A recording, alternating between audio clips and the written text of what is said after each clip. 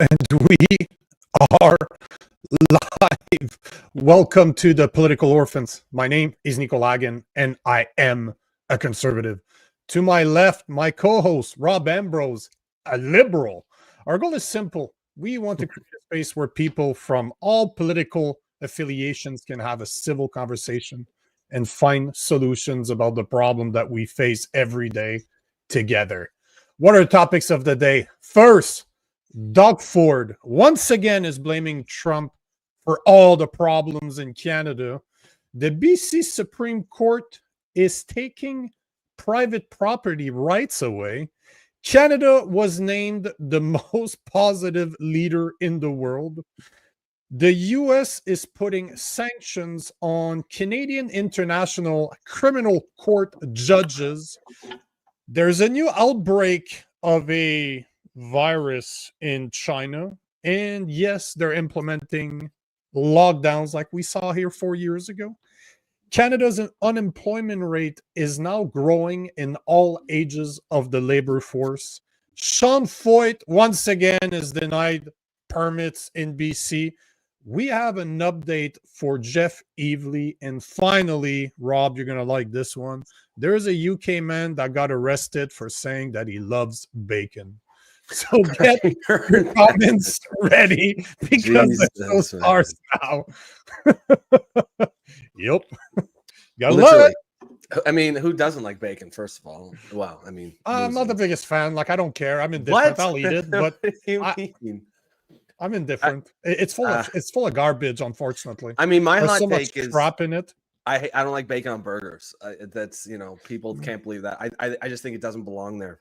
It's a see, that's where that's about the only time I actually eat bacon is when it's on burgers because I'm cheating because it's not good food, right? It's not food you should eat every day. Oh, it's heavy and fat. Yeah, but salt too. Like, have you ever looked at the preservatives that they put on bacon? Like, it's not. If it was just bacon, salt, like it used to be, I would eat that shit every day, man. But that's not the case. Like, the preservatives are disgusting. Yeah, see, I agree. Alberta Nan, make your own bacon. Nico, it's the best. Well, I'll give you my address and you can send me bacon. I will happily eat it because I love bacon too. So, yeah, there's a dude in the US and the UK that got arrested for saying that he loves bacon. Right. So, guys, before we get started, if you're on X, make sure to like, make sure to comment, make sure to reshare the stream. But as you always see right here, the conversation is on YouTube. So make sure to join us on YouTube at the Poli Orphans. Like, subscribe. And guys, on my Instagram, same thing applies to you. If you want to join the conversation right here, make sure to join us on the YouTube channel at the Poli Orphan. Like, comment, and subscribe. Just as keep in mind, or FYI, Rob tomorrow is slacking off and he's not going to be on the show. So Jason Levine is going to join me. So Jason Levine is going to join me. I'm going to reach out to a few other people to see if we can do kind of a Friday mashup, because I think that's something we should consider in the future, like having a lighter Friday and having like a mashup of people that show up. Also, yesterday I had a great conversation with David Creighton about Pierre Poilievre. I just wanted to talk about it for like 15 minutes. We ended up going for like 50 minutes. It's very, very interesting. Well, he's a lot more in favor of Pierre Poilievre than I am, clearly. He wants to give him another chance. But you know what? Let's do something. You tell me what you think here. I just posted a video about him, and I think that it doesn't just resume. It resumes his opinion clearly. Just let me see. Where is my... Just looking for my Instagram. So I'm going to share this right now. Because he's, he's a well-spoken individual, unlike me. He's very polite. He doesn't swear, which is very strange. But here's I'm just gonna have to pause it from the get-go. There we go. So here's what he had to say about Pierre Poilievre. Do I think Polyev can do it? I don't know, but he's the only option we have right now. What's happening in Alberta might be the best thing for Canada, to shake this country up, to put the fear of God and maybe the fear of Alberta into the hearts and minds of these central Canadians who think it's going to keep going as it's always gone, which means they keep the power in their collective hands. It's time this political lobby, these parties of talking points, realize that nobody's listening anymore. It's up to Pierre Poilievre. If he wants to be a truly transformational prime minister, a prime minister who understands, he can stop listening to the people who tell him to play it safe, and he can do something different. The verdict for me is still out whether he can do that. In the last 3 years, yeah, he's taken one step forward, 2 steps back at times. He's failed at a number of crucial junctures to live up to the principle of conservatism. And that to me has been painful to watch. But this is why I say what's happening in Alberta is more than just Alberta. It's more than just what's happening in one province. It's about a pushback to what Canada has become. And it's not the country I remember as a boy. It's not the country that my forefathers fought for. It's a country that has been completely emasculated and completely immersed in woke political correctness. And I don't recognize this country anymore. And frankly, I think it's destined for complete destruction if nobody can change this. And if Polyev can't change this, and if he doesn't demonstrate a willingness to change it, I do think this country's on the verge of complete breakup in the next year to two. I don't think he has it in him to change it, but I agree with you that if something's not done within the next couple of years, this country's done. Canada's not going to be recognizable, and I don't think it's going to be savable anymore. If I had a choice to vote for Donald Trump, Pierre Poilievre, and Mark Carney, I would take Donald Trump 1,000,000 times out of 1,000,000. Love him, hate him. That guy moves the needle. A status quo under Trump does not exist. And that's exactly what we need in Canada. But do we have a guy like him, right? Do we have a guy like Trump in Canada to do the job Pierre Poilievre can't do? He's good. He's good. He's been a journalist for 30 years, so obviously he knows how to speak. That's what I mean. Like his cadence, the way he like times his words, he puts pauses where he should. That's really good. I mean, you got to thank editing too, because I make you sound like that too when we make videos. Yeah, that's all editing there. I'm like, there might be a few good words if you cut out all the other shit. But yeah, no, he's good. It's funny because I don't disagree with a whole lot that he said. I think there's this tendency of pro Poilievre people to like blame it on the advisors. Like, oh, he's just taking bad advice. He's getting advice. He's playing it too safe. And I'm like, is that advice though? Or is that just him? For all we know, his advisors are telling him what we're telling him. And he's like, no, I can't do that. I can't do that. Right. I kind of feel like his personality is safe by nature. This is basically my point, right? But I love to bring that. I brought up Trump at the end just to say, if I had a choice, and his reaction, he's just like thumbs up. But love Trump, like we said on this show. I have so many critical things to say about Trump, but one thing's for sure: he moves the needle. There's no status quo under Trump. And in Canada, that's what we need. We need that needle to be moved. It needs to go back somewhere in the middle. We need somebody that's going to show up and just do what needs to get done. Screw what people say. Screw what people are thinking and how they complain. Just do the work. And because for now, Trump is getting hated. Like if you look at his numbers, he has the lowest numbers he's ever had. But wait 6 months. Yeah, his approval rating are down the drain right now. I think they were like something like 40% last time I checked, when they were 60% just a few months ago. But wait for 5 months, 6 months where they're at, right? We need that type of... I'm not saying they're going to be better, but what if they are? What if what he's doing right now is pissing the right people off, but it pays out in the long run, right? Yeah. I mean, and there's always... It doesn't surprise me at all that his approval rate has gone down. Just the media treatment that he's gotten. It's it can't be helped. And presidents always start pretty high and then they lose approval ratings as time goes on.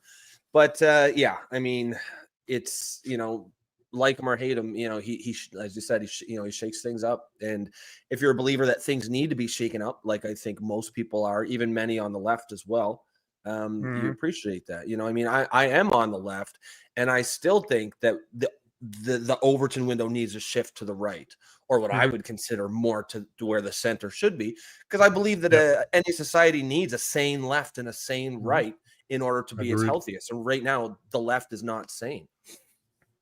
I did not realize that bacon would be such a great comment, because bacon is life, says Sylvie. Derek is saying make your own. Alberta Nance coming again. Like you said earlier, make your own. Will is saying I can take it or leave it. I make my own also. Like, what the hell's going on? Like, everybody makes their bacon? What's going on? We get a lot of Albertans. We get a lot of Albertans in the chat, and I think that's why. I agree with this comment. Jesse Baptizer is saying that cop that arrested that guy for saying I love bacon should have called him a pig in his face. That's funny. Yeah. That is actually funny. You wonder. Sylvie's always joins the live that I do with David Creighton, and he still does have faith in Pierre Poliev, which I don't, but that's what I like about recording with him, because I disagree with him. Like, I tell him, okay, sure, like whatever you believe is fine by me, because you've been in it for so long, things I don't know. So I want to give him a lot of space and me to critique what he's thinking afterwards. But I'm happy that Wise Guy said this, that I have to say, Nico, you and David have a good thing going on. The way you were able to play an interview style, you sure know how to wind them up. Yeah, that was a quality piece of content there. But that's what I do. Even with you, I know what triggers you. Like, now I expect, like, I know what triggers you. I know where I should go to get a raise out of you, and I know how to do that with David Creighton too. I like this message, because the first time we recorded together, I don't think Wise Guy was very sure about it, because our style is so different. You remember what he said, right? Yeah, something like it was. I think he was politely saying, so it was like, just your styles are so different, but you can tell it probably didn't like it. But I mean, even on this show, it took us a little while to figure out I mean, we got it pretty quick, but I think when you do content with someone else, it always takes a little bit to figure out, everyone's role exactly. But yeah, seems like you guys got it figured out over there. Yeah, we need to figure out the same thing for you, for the liberal side. Yeah, and those Friday matchup, how awesome would be those once a week you have the other liberal. Bro, I'm always thinking how once a week we meet up in the evening where there's two liberals, they're conservatives, and I can run the show, as in give people time. Like, we pick what's the 2-3 best topics, and we just have a debate. That's kind of, I've had my eyes out for someone who might be a good liberal co-host, sort of rebuilding the left sort of thing. But that would be a great idea to do that on Friday, have all four of us. I'll actually, I even have one or two people in mind that I might reach out to and see if they're interested. Wise Guy says, I really appreciate that David Creighton is so well connected, knows personally most of our more influential people. So he knows Poliev and Smith personally, or he worked with Smith professionally. No, he knows them. Like, he knows Pierre Poliev because he knew him before he wasn't even an MP. Because David Creighton has been he's been a journalist for 30 years. He writes for some major, like to this day, he writes for some major newspapers. And he worked with Smith, because I don't know if you know that, but she was a radio host before she became premier, right? No, I didn't. So, and they work, I think it was, I'd have to re-listen to the podcast, but I think it was at the Herald, the Calgary Herald. They work together. He knows who's who. This is why when he accepted my invitation to record something with me, when he keeps on showing up every Wednesday and thanking me for what we're doing, is really, it's kind of a tap on the back to say that, what, but not only that, but how many people do you think would record with him that he probably said no to, and yet he said yes to a guy like me? So I know that we have something, right? Do you know what I'm saying? Like, I know that, yes, I'm not like other conservatives, I'm fully aware, but I think even him realizes that there needs to be a change within the Conservative Party, because we were talking about this yesterday, how I want people to start flipping table. I want people to go ballistic in the House of Commons and get escorted by security if they have to, and just to say, why the fuck are you not answering my question? It's pretty fucking simple. Like, just to, I'd be okay with somebody in Parliament, an MP, losing their shit and start swearing, and CPAC cuts the feed, security shows up, escorts him out. But I'd be okay with this, because at the end of the day, we need something to change, because our political system ain't working for us. Do you think that would change things? I guess it can't hurt. It would show passion, right? Yeah. It would show somebody cares, because you know what he said in the video, what we both said in the video, that we see like a 2-year span in order to do something. This is what I also believe. Like, I believe that 100%. And if we don't do anything within the next year or two, it might be too late right now, because a lot of people think it's too late right now. It's just that that part about flipping table was awesome. Highlight of the podcast, funny enough, is I don't swear on that podcast, right? Even now, guys, just so you know, you probably noticed that we reduced the amount of swearing, because it kind of clips us in the it kind of hurts us in the algorithm. And David Creighton is not somebody that swears, but after 4 episodes yesterday, I dropped a few F-bomb, and they were so well, like, they were perfectly, they were needed. And I'm like, David, oh yeah, I'm like, hey Derek, I'm like, hey David, I'm sorry, but F-bomb, and he's laughing, he's just laughing and laughing. So you can't swear every 3 words, but every now and then it's okay. And I think I was swearing in that part. So let's get, actually, let's get on I saw a post somewhere, I saw a comment somewhere saying no likes yet. I agree. I see we're going to click. Yes, I agree, guys. If you're on the YouTube channel right now, like, dislike, do something. Tell us, like Rob likes to talk about his feelings, tell us how you feel about this show. Like it or dislike it. Do it for Rob, or else he might start crying. I don't actually like to talk about my feelings. Yet he always starts, I feel. This is how I talk. I feel this way because it's my opinion. That's how I say it. I mean, I'm not actually talking about actual literal feelings. But yes, if you feel like you enjoy this show, give us a thumbs up. And if you feel like you do not, even a thumbs down works. Whatever works. And if you do really want to support the show, it will take both. If you really want to support the show, you can become a member through the YouTube channel. It's the low price of $2.99 per month. You will help build the show, help support the community here, and of course, help independent media. And with that, yes, Cornelius, the Centurion, gay. On that note, that's a perfect. That's the perfect segue for the first subject of the day. That is Doug Ford. So there's exactly, there's 2 videos of Doug Ford I wanted to talk about. I wanted to show. First, Doug Ford said yesterday that he wants to go. He's ready to go on an economic war with Doug Ford. And then the second video, he, of course, blames Trump for every single problem that we have in Canada. So here is Doug Ford telling us that he wants or is ready to go on an economic war with Mr. Trump. You know, I can sit here and hammer the you-know-what out of Trump all day long, and that's pretty easy to do. Problem is, we got too comfortable with our closest friend and ally, with the United States. No one in a million years would think that a guy named President Trump would come along and, with the rest of the world. And the rest of the world goes back and kisses behind all the time. Oh, yes, we are going to do that. Resilient. We have the best workers in the entire world. We have the best skill set. And more importantly, we're the number one customer that buys $359 billion of products. Wake up to build a widget, to build a part, to provide a service just for Ontario. There's close to 20 million across, over 20 million across, or, fall down and wave the white flag. We should never do that.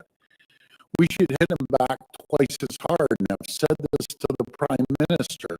If you roll over, no, let's start hitting back. Start hitting back hard. Again, we do $359 billion of products we buy off the U.S. Hold on here. I'm getting a few complaints. It sounded okay to me, yeah, but there's a couple people saying it was all scratchy and shitty. So, yeah, because if that's the case, I'm going to restart it. But can somebody confirm that that's the case? Yeah, did it get better? No, I guess it's yeah, just restart it. Do you know what might have caused that? I have no clue, man. I am unfortunately at the mercy of the streaming software and X. I like X to share because I can easily, like, there's a player integrated within it, but the volume is always all over the place. Like the volume one, do you remember one video is super low, the other one is super high? So I think that's what's going on, is that there's probably the volume is so high that it's glitching. So let me see if I reduce its bad sound, it's making a popping noise. Yeah, that's what I think. It's just too high. So let me see here. I'm gonna reshare it. I'm just gonna lower the volume because even in my headphones, that volume is sure. It is really high. Rosabella says, "Don't cry, Rob. I love your show. Thanks, Rosabella. I won't cry. I'll be all right." So nice to see someone at my back, though. Fuck. Yeah. I'm just up in they have your back. They have your back, all right. So you guys tell me if this is better. If not, I'll just come out and come back in because maybe there's a glitch for some reason. So just let me know if this is better or not. What, out of Trump all day long, and that's pretty easy to do. Problem is, we got too comfortable with our closest friend and ally, with the United States. No one in a million years with this closest friend and ally, not to mention might be that clip with the rest of the world. And the rest. Yeah, that's a shame. Still doing it. Well, you know what? Let me just go out and come back. We'll see if it's my side or if it's an actual video. Because if it's a video, I'll find it somewhere else. Yes. Sounds worse. Jesus. Okay, I'll be back. All right. Yes, Cornelius says a glitch in the Matrix. Sounds like it. And Sylvia, I'm assuming that was, I couldn't tell if that was sarcasm coming from you, but I'm assuming you were saying you were actually giving legit feedback. So I did crank the volume a little bit. So if that, let me know if that still needs to go up anymore. Yeah, I was going to say, it's not a penis, or it's like a penis. Sorry, make it like put it closer to your mouth. No, but it's true. She's good because I wanted to mention it. Like your mic is just, I think it's just the volume. Well, no, I checked the volume and it was super low. So yeah, that was what it was. So you know what? I downloaded the video instead, so I should be able to play it right off of here. So if it is indeed X that's having issues, just let me know. Let me know again if the video sounds better. It's right here because I already have the other one too. So tell me if this is better or not. Sit here and hammer the out of Trump all day long, and that's pretty easy to do. Problem is, we got too comfortable with our closest friend and ally, with the United States. No one in a million years would think the guy named President Trump would come along and start an economic war with his closest friend and ally, not to mention, with the rest of the world. And the rest of the world goes back and kisses behind all the time. Oh, yes, we aren't going to do that. We're going to fight like we've never fought before because we're Canada. We're resilient. We have the best workers in the entire world. We have the best skill set. And more importantly, we're the number one customer that buys $359 billion of products off them.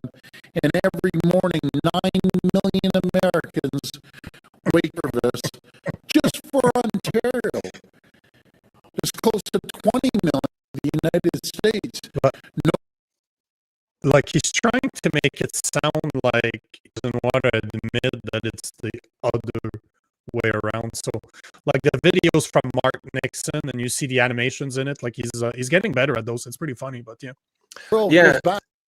It wasn't like, you know, it's not really clear to me what he's trying to do here. Like he started with saying what he said, like I could sit here and, you know, talk smack about Donald Trump all day, and then he kind of went on and then continued to talk smack about him, or like, I don't know, was that supposed to be conciliatory towards the United States, or was it more elbows up stuff?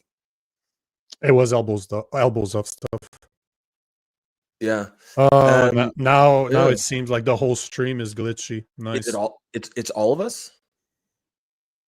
Rob I sound sounds okay. fine. I mean, you sound okay to me. Yeah. Is Nico? How's Nico's mic?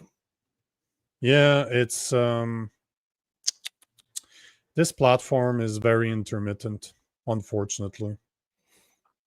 Yeah. Okay now. You're okay Just now. Nico. Now it's okay now. Yeah, you know what? I laugh about this every now and then, but I do believe that you know, it's possible that people mess with us, right? That'd be pretty badass. I mean, it would mean we're getting up there.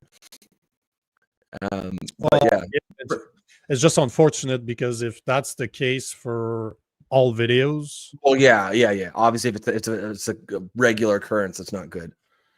but I think we get the idea of this one. I'm wondering if it's not the video or not, but yet, even when you speak, Nico, yeah, there's I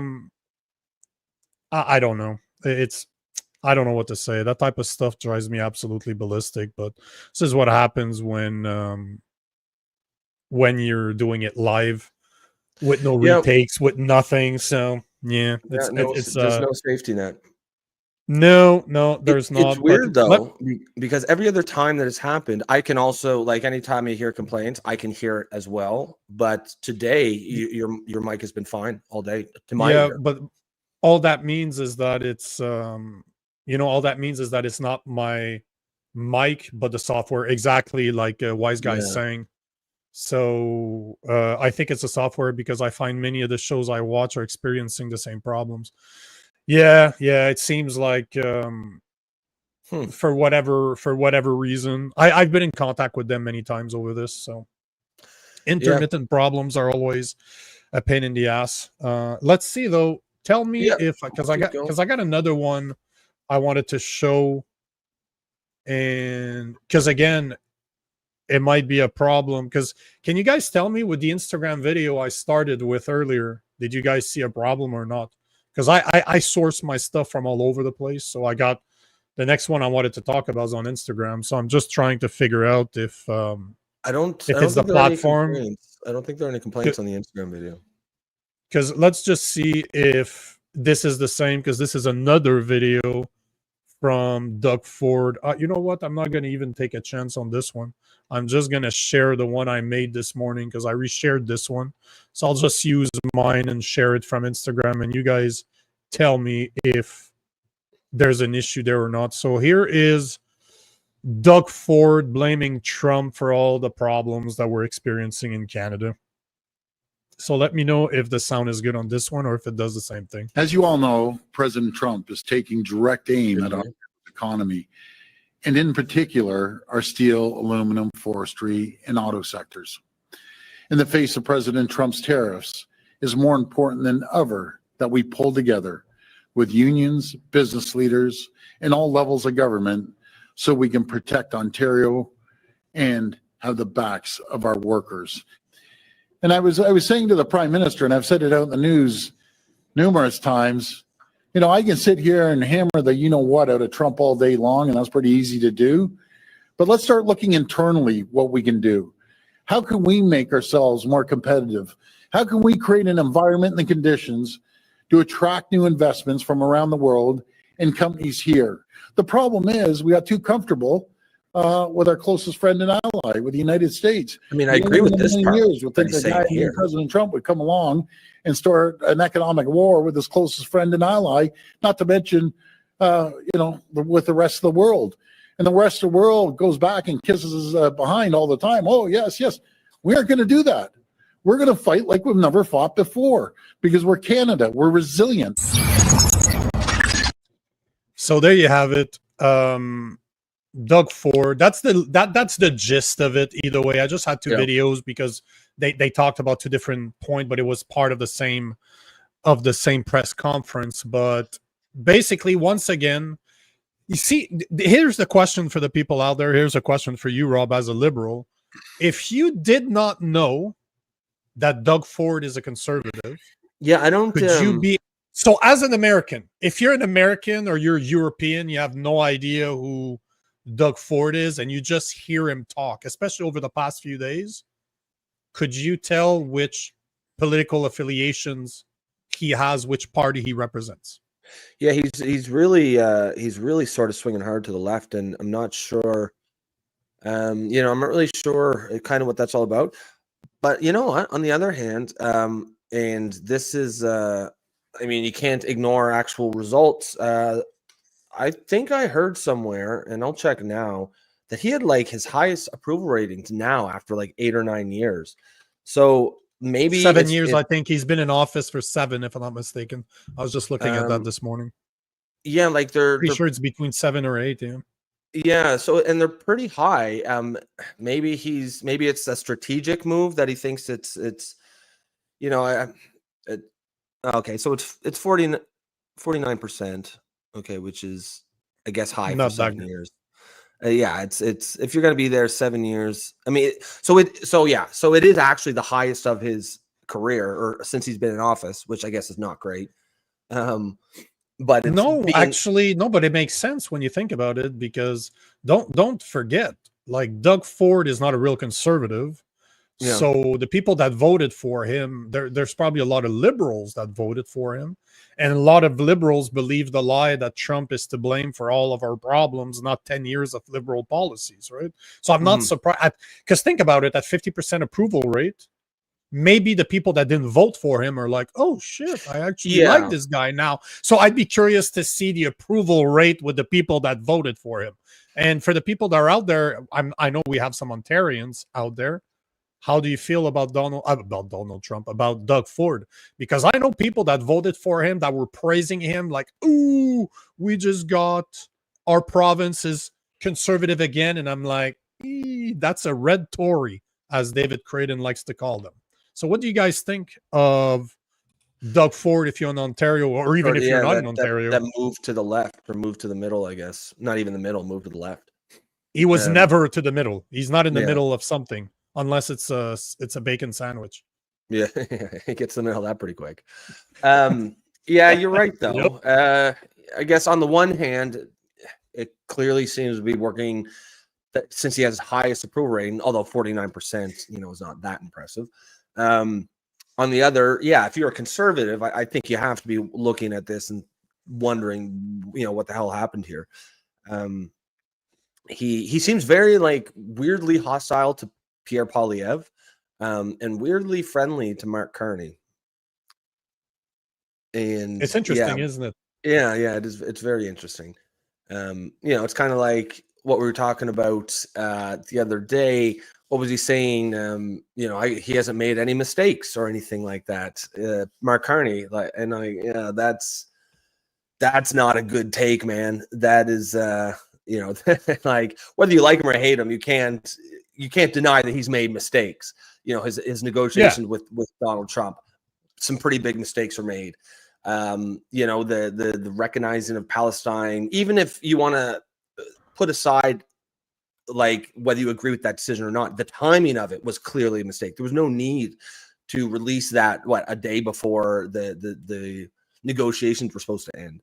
So to say there's no mistakes made at all, that's ridiculous. I don't buy that at all. That was Tom Mulcair you're talking about.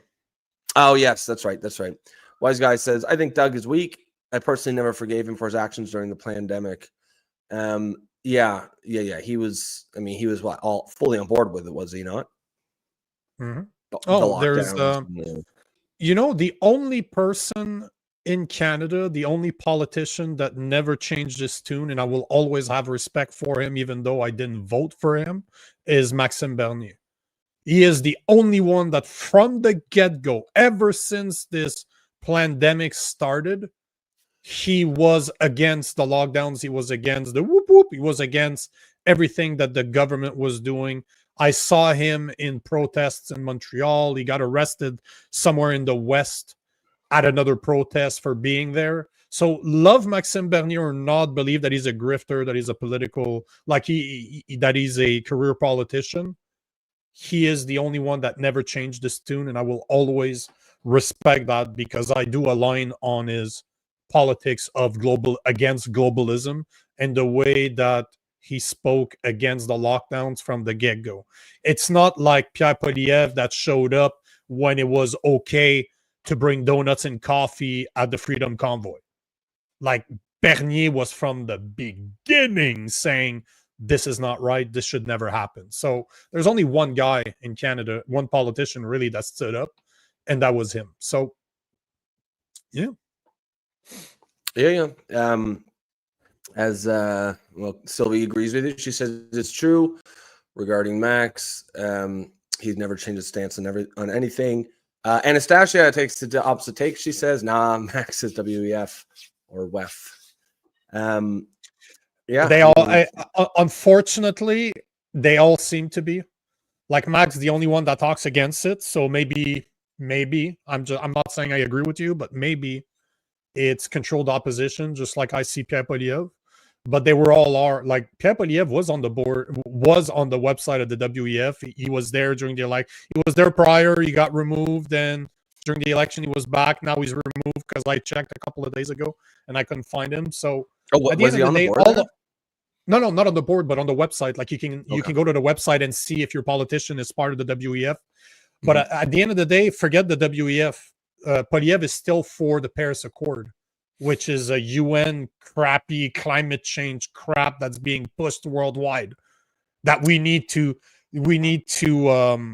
lower our CO2 emissions.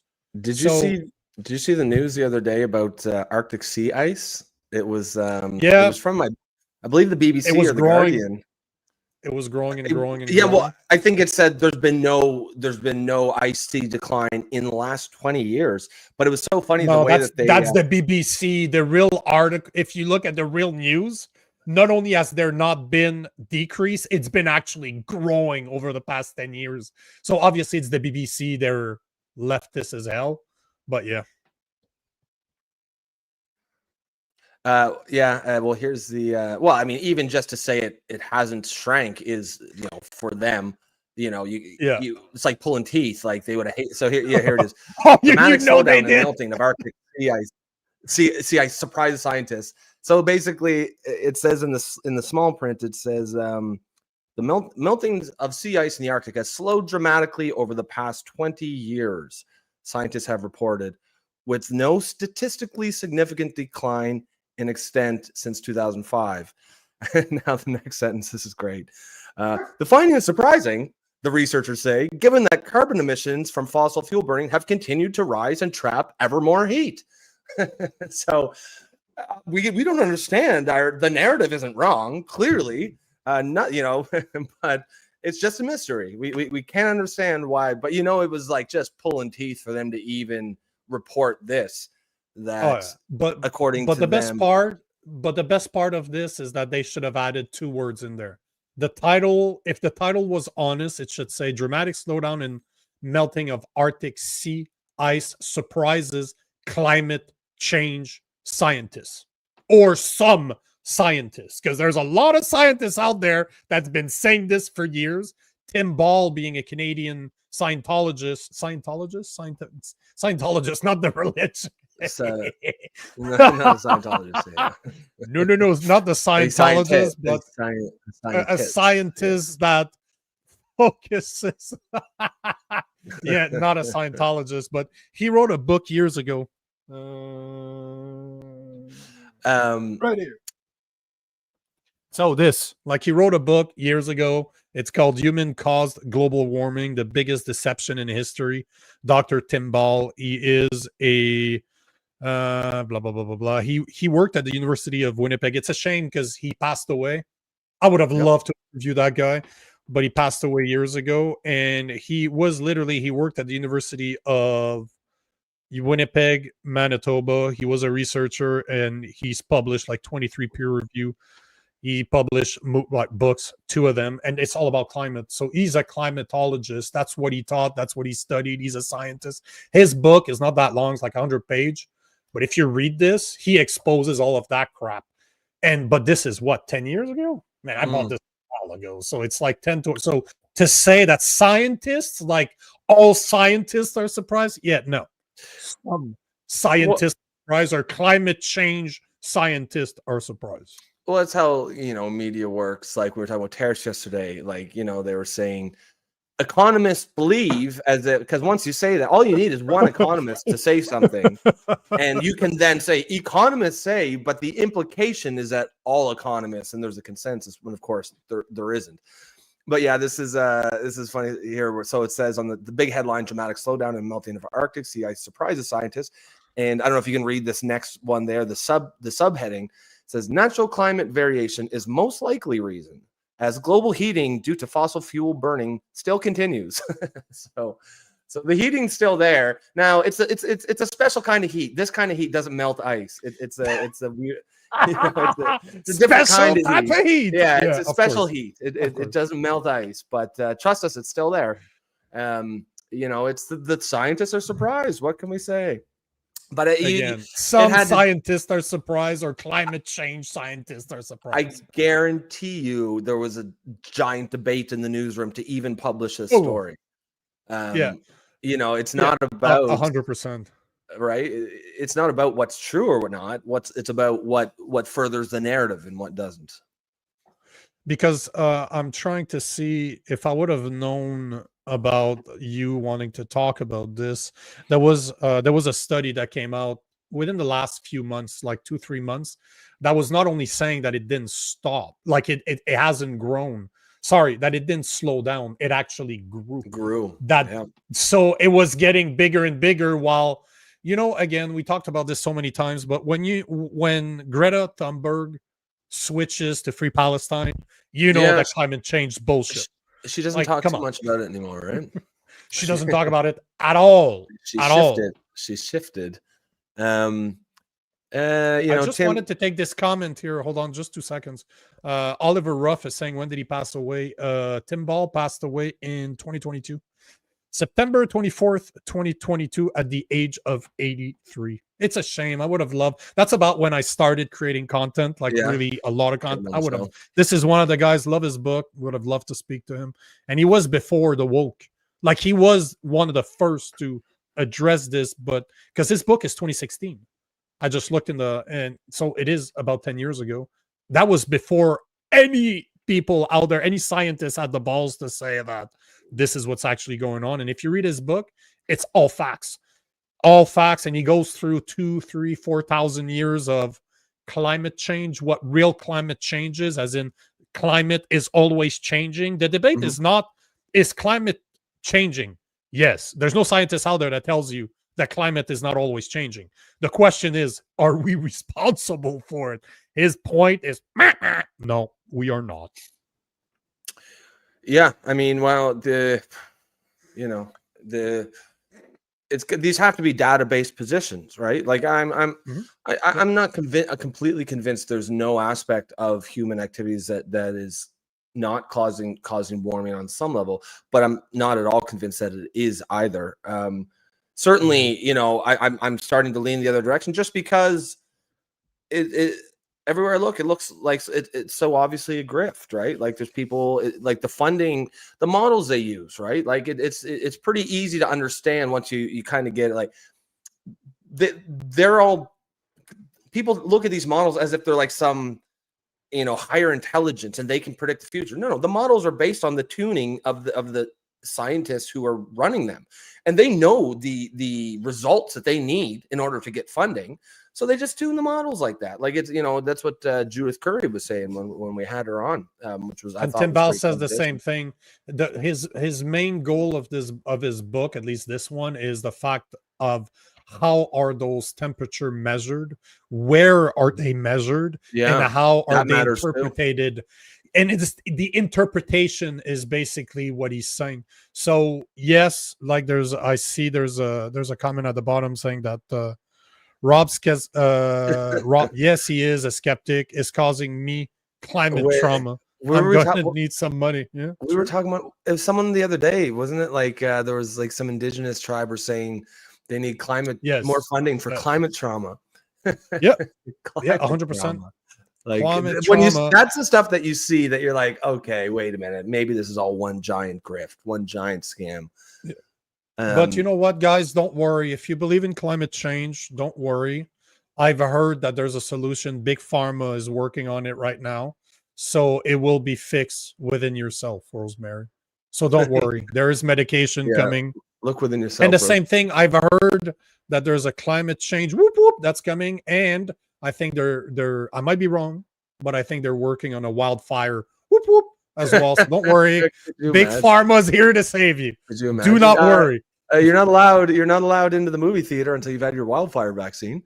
You have proof of vaccination. Tim Smith says China's global emissions are almost 33% of the world's, but not one global leader cares. Weird, huh?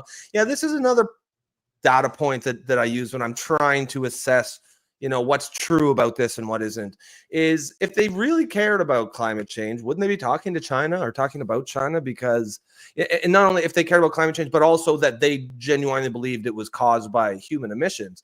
Why would they be putting carbon taxes on Canada, for example, with less than 1% of global emissions? That doesn't make any sense at all. There's nothing we can do that's going to make any material difference. So then it's like, okay, well, maybe it's just a tax scam or a virtue signaling exercise. And to me, that stuff's starting to seem a lot more likely than an actual, an actual emergency. The other thing that we often talk about, anyone who says they're serious about climate change but is not aggressively pushing nuclear as an alternative energy source, right away, I'm very skeptical of you, because that's literally the only plausible technological solution that we have right now that could ever even come close to putting a dent in the kind of emissions that they're talking about.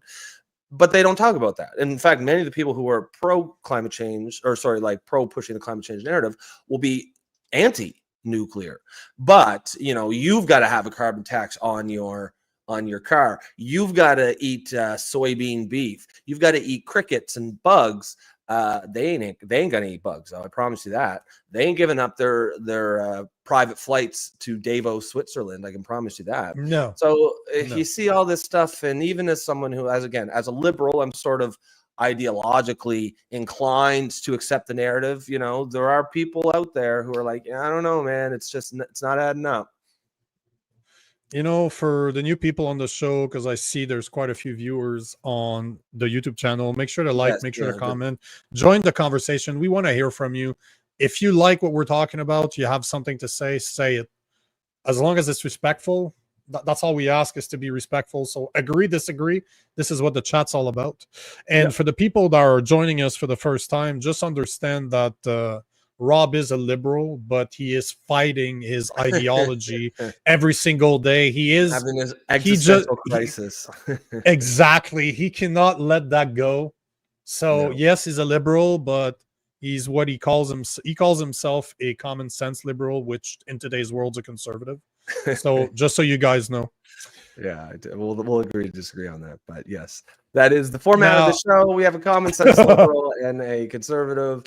And a damn conservative. Yeah, just a conservative. And we discuss the issues of the day. We do it respectfully. We try to find common ground when we can, and respectfully disagree when we can. So if you think that there's a need for a space like this to have these kind of discussions about politics, culture, whatever the issues of the day are, then please consider liking and subscribing to the channel.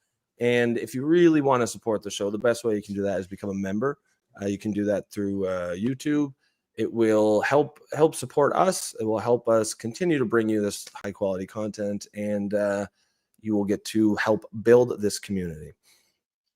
So before we change the subject, I just want to take a couple of comments, because that's another thing. If you've never been on the channel before, you'll see that we rip into each other all the time. And it's not just Rob and I, but the audience rips into Rob all the time.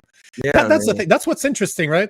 Newcomers rip into me all the time, and then our regulars, they always rip into you. Gay. That's because they know I can take it. So, that you'll cry like a little bitch, a little schoolboy bitch. Nobody in the chat. You know what? Nobody in the chat is disclaiming or is saying that you can't take it. We all know you're Friday night. You can definitely take it. Nobody is disagreeing with this. We agree. Let's I guess I walked into that one. Alberta Nan, the first one, eh? Rob is the only liberal I can listen to right now. Well done, Rob. Well, I appreciate that, Nan. Keep the comments coming. Sylvie, Robbie cries for an hour every day. I don't cry at all. Never. But keeps returning. He's coming. I mean, yeah, I work here. I'm the talent, so they got to here's a nice backhanded compliment from Cornelius. Yeah. Rob is the least gay of all the liberals. Well, I mean, as long as in the land of the blind, the one-eyed man is king, so I'll take it. And even Robin agrees with Alberta Nan that you are the only liberal that they can listen to. So that should be a compliment. But again, as I stated multiple times before, and I'll say it again, Rob's not a real liberal. He just cannot let go of the title. That's it. Well, I mean, no. The thing is I'm just messing. I'm messing. Yeah, I know. But we're just for the because I know where you stand on. Yeah, I know on a lot of issues we don't talk about. Gays getting married, adopting, on abortion, on the place of religion. So this is where you and I are extremely, extremely different. Yep. But also that's the point, right? The point of the show is not to argue about the 20% of things we don't agree with, but to show that there are 80% of things that we can agree with. Yeah. Well, the thing is typically, we talk about the issues of the day, right? The issues where there's conflict, and on those issues, the common sense position does tend to be on the right now. So it does seem like, I think if all you do is watch a show, that it might be right now on the right now. But I don't know, man. 20 years right now. Right now. Right now. 15, 20 years ago, maybe the same show would have been the common sense position might have been on the left. I don't know. But right now, it's undoubtedly in this moment, it is the left who's gone batshit crazy, and just the fact that I'm a liberal or identify as a progressive doesn't mean that I am blind or that I can't use my brain and not call out nonsense when I see it. So on that note, I think that's the perfect segue to the next story I wanted to talk about. This has been going on for a little while. Like, this was reported about a week ago. I spoke about it. David Credden spoke about it on our show last week, but we never addressed it. And I just thought that it was worth doing it because there was another post by Awaken Winning. So you guys know this is Kaler Betts. He's been on the show before. I've recorded a bunch of content with him before.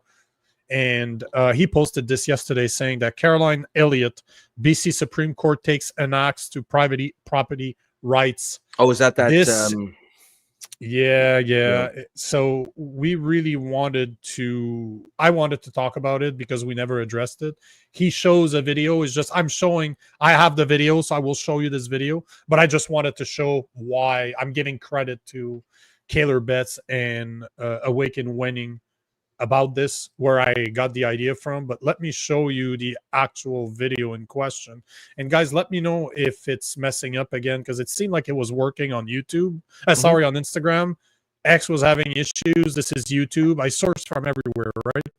So let's listen to this video where it's talking about what's going on in BC. And yes, we're talking about the First Nation individuals that have been able to take away private property from BC citizens. And just so you guys know, the So the Supreme Court, the BC court, is the one that allowed for this, but even the provincial government of BC is fighting this because they know that this is wrong. Hey guys, Councillor Lisa Robinson here. Big news out of British Columbia this week, and it could affect every property owner that changes the way that we She looks like it. property rights. The court recognized Aboriginal title over land in Richmond, BC. Houses, businesses, and farms are on this land. So it does seem like, hold on, it's okay. It'll take me 2 seconds to download it. So Okay. I download normally. That's what I used to do. I used to download them all because there's no interference. It's just Yes, that's right. It's just I need to download them. I need to save them. I need to change the title just to make sure I remember. But if there's a problem, I'll just fix it right now, and I'll just download it because multiple people are saying that it's breaking up underwater. Jesus. Okay. Jesus, but that's okay. It's already it's downloaded already. It takes. I have all the downloaders in the world to download those things. I do it every day. So let's try that again, and you guys tell me if it's better now or not. Hey guys, Councillor Lisa Robinson here. Big news out of British Columbia this week, and it could affect every property owner here in Canada. On August the 7th, the BC Supreme Court made a ruling that changes the way that we think about private property rights. The court recognized Aboriginal title over land in Richmond, BC, including land that is privately owned. People's houses, businesses, and farms are on this land. So this is what it means. Even if you bought your home, paid it off, and hold the title, another party, in this case the Cowichan tribes, now has a senior legal interest in the land. Your ownership is no longer absolute. For years, we've been hearing land acknowledgements at public events, meetings, and even in schools, statements recognizing that the land we live on is the traditional territory of Indigenous peoples. Many thought those were just symbolic, but this ruling shows that they are part of a legal reality that is now being enforced in court. Aboriginal title is constitutionally protected and takes priority. That means it can limit how the land is used, developed, or sold, regardless of who holds the deed. And if this decision stands, it could set a precedent for similar claims across British Columbia and eventually right across Canada. This isn't about denying history or heritage, it's about recognizing the definition of private property. It just shifted in a very real way, and if it can happen in Richmond, it can happen anywhere. Whether you agree with the decision or not, just understand this. The security of property rights in Canada just took a major turn. We all need to pay attention to what happens next because this is only the beginning. And just a reminder, land acknowledgements aren't legally required and often come across as virtue signaling, especially when even in the city of Pickering has failed at times to fulfill its duty to consult. That's it for today. I am Councillor Lisa Robinson. So there you have it. Can you imagine? Can you imagine having land that belongs to you, that you bought, that you built on, the property's yours, you're paying municipal taxes because unfortunately your house is never really yours because you always have to pay your taxes, and if you don't, they're going to take your house. But the point is that you believe that this belongs to you. You've done the work, you bought it, you maintained it, you paid for it, mortgaged it, whatever. And then the government tells you, the court tells you that, oh, you know what, that Indigenous group that's from around there, it belongs to them now. Yeah. I mean, you'll own nothing and you'll be happy. And it's funny because as she was saying something, it occurred to me, I'm seeing in the comments there saying this woman's a bit of a loon, and yeah, she has that loon look to her. As a connoisseur of crazy women, I can tell you she has the look. However, just based on what she's talking about there, when she's talking about the land acknowledgements, that kind of, that's kind of the playbook of the left right now, right? Start saying something. It's not a mistake that they change words first, right? No. And they tell us it's just to be polite. It's just to do this and that. It's nothing deeper. And so we go, okay, yeah, I'll do this. I'll say those words. And then they come in, oh, well, no, but you've been saying land acknowledgements for years. So clear, because that's clearly downstream, a legal ruling saying your land isn't yours is clearly downstream of a tradition where people get together and give a land acknowledgement. And it reminds you, like, where else have I heard that before? Oh yeah.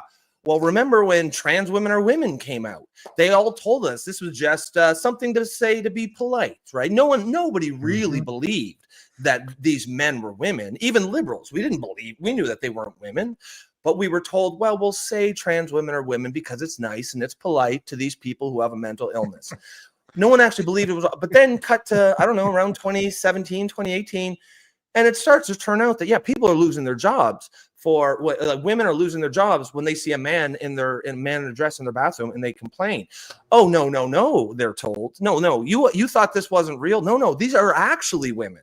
It turns out we were expected to actually believe that these are actually women. Yep. And we need to give them all of the unquestioned access to all the spaces that we have set aside for women in society.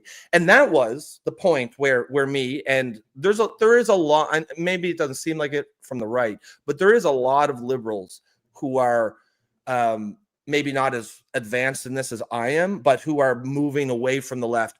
And it's because of that issue specifically, because once we realize that, oh, no, these aren't just words. You thought these were words? Oh, no.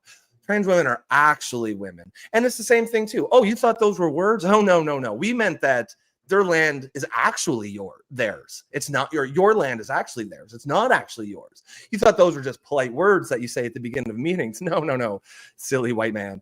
Their land is actually yours. So drop the keys off at the desk by 5 and be on your way. And it's not a coincidence that they change words first, because once you change, and any dictator, any student of history knows that once you change words, the meanings of words, you can change everything about them. And that's why, people who are serious about this need to not even play the word games. Don't say trans women or women. Don't do land acknowledgements. But yeah, that's my rant on that. 1984. Read the book by George Orwell that was written in 1948. Double think. That was a prophecy, and Orwell nailed it exactly, because that book is all about words. Right. Yeah. What are some of the famous double meaning? No, but it's all about double meaning, speak, right? Double speak. Exactly. Yep. The party told you to disbelieve your eyes and your ears. Yep. It was their final and most important command.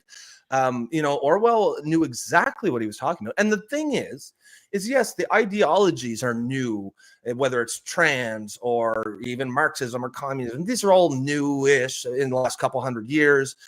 But they're based on things that are very ancient. They're based on something in human nature. And so Orwell didn't need to know about transgender ideology to understand exactly how that was going to play out, because he understood the human aspect of it. The things that we're fighting against are timeless. They are not actually transgenderism or, wokeism. It's something much deeper and much, much older.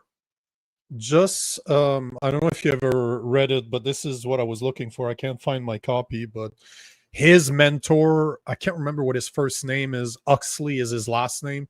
He wrote The Brave New World, or Brave New World. Aldous Huxley.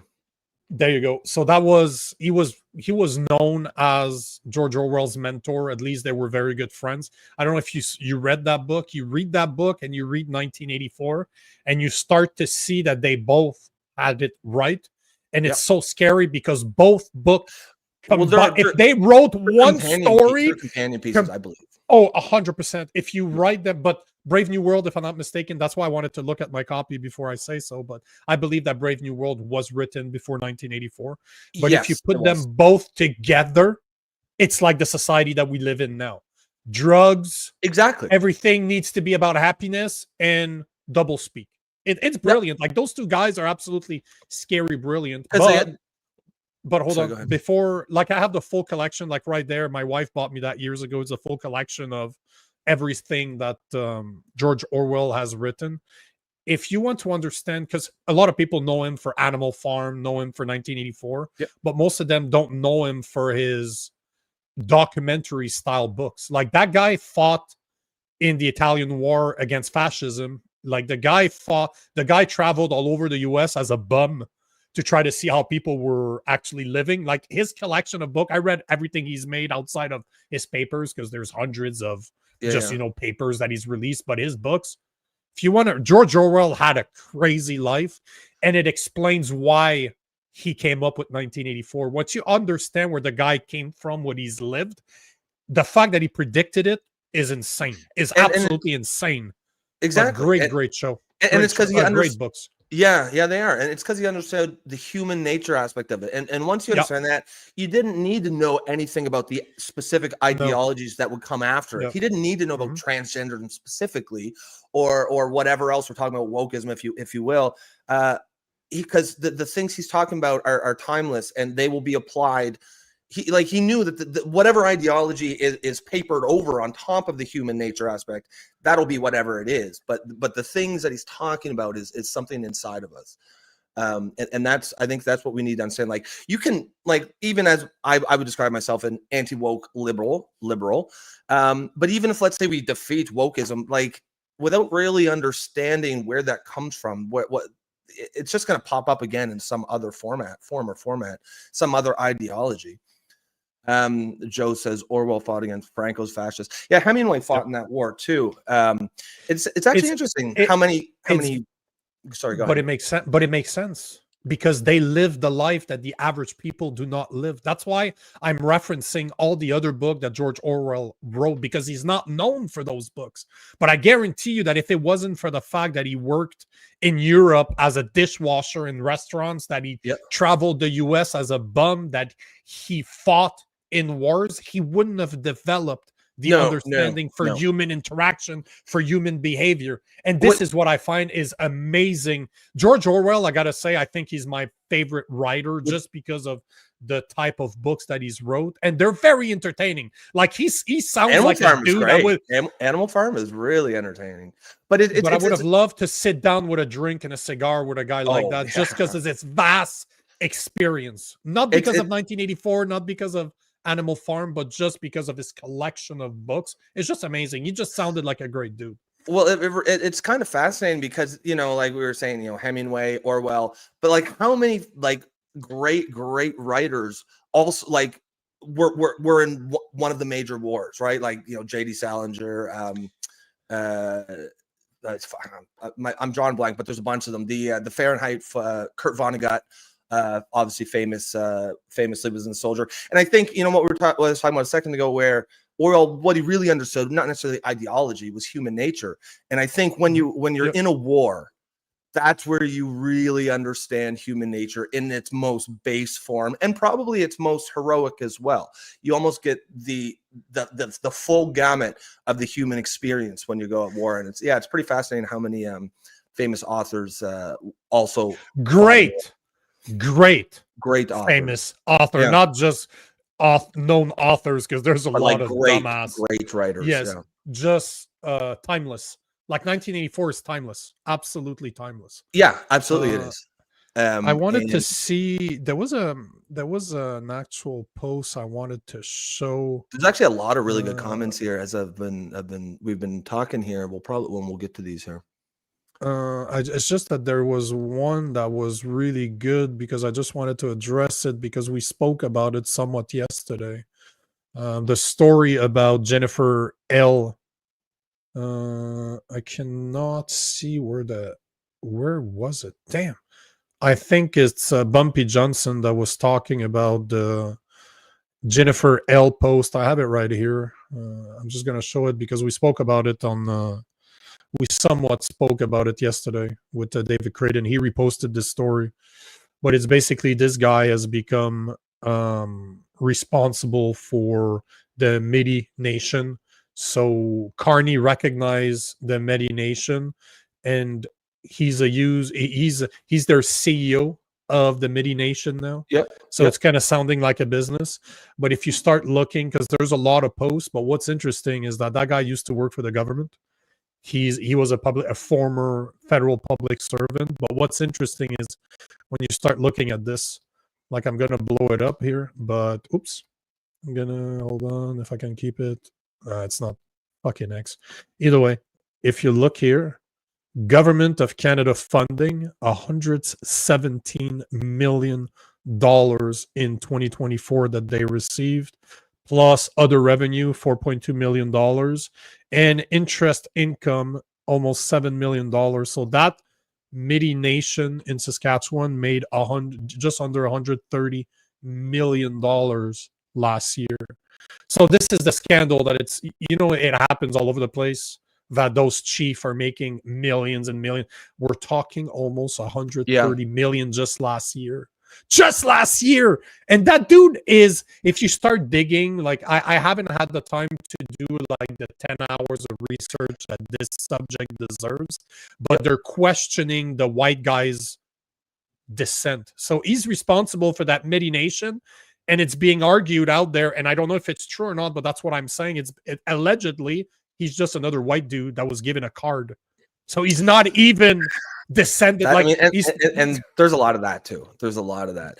But yeah, like the whole system is, you don't have to think too hard to imagine how it could be abused. Like right now, the reserve system is the federal government gives money to the chief of a reserve based on, I guess, how many people live there, and then he gives out the money as he sees fit. So yeah, if he's, I'm not saying all, I'm sure there are lots of good and just chiefs who genuinely have their band's best interests at heart, but undoubtedly there are also lots who are just corrupt and just take the money and then pay off their goons and whatnot to continue. I know there's one local reserve by my place that's exactly like that. It's run like a mafia. Everyone knows the chief. His son basically is, his son basically gets a prince, drives a super fancy car around the reserve. He's got his loyalists and he keeps them well paid, and the reserve is poor as hell. And there's another one that is the opposite. They've got the thriving businesses on it because it's got good leadership, right? So essentially, it's just roulette. It's just you're putting your whole reserve or band's interest in the hands of, hopefully you have a chief who's going to take care of them, and that's not a good system. Let me take a few of the comments. So Bumpy's thanking me. Yeah, no problem. I knew exactly what you were talking about, so it was easy for me to find it. Wise guy saying, Métis. I know I'm a pain. Yeah, Métis. Yeah, but you're saying it the English way, and I'm saying it the French way. Oh, really? I thought Métis was the French way. No. Métis would be. That's why I say it Métis, because that's how it's said in French. So yes, you're a pain, wise guy, but it's okay. You always are. But we still. It's all good, bro. There's a few of them. See, this one, I so would agree with that. Like Alberta Nan is saying, our kids required to read Animal Farms in 1984 in school, but they should. They don't. I don't think they're. I mean, one of my, and I think we talked about this a while back. One of we talk about curriculums in school. I believe critical thinking should be taught, or would have to be one of the primary texts of such a course. But that should especially be taught, analyzing the end, the main character going from being anti-government to knowingly becoming he has been able to be.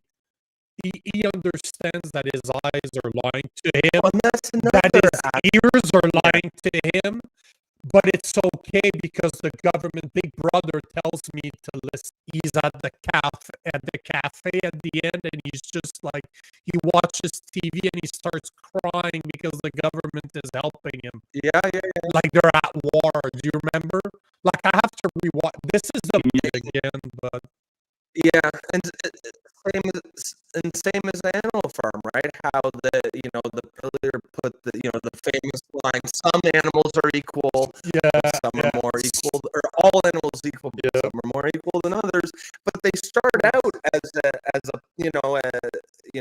a good thing, as a good verse.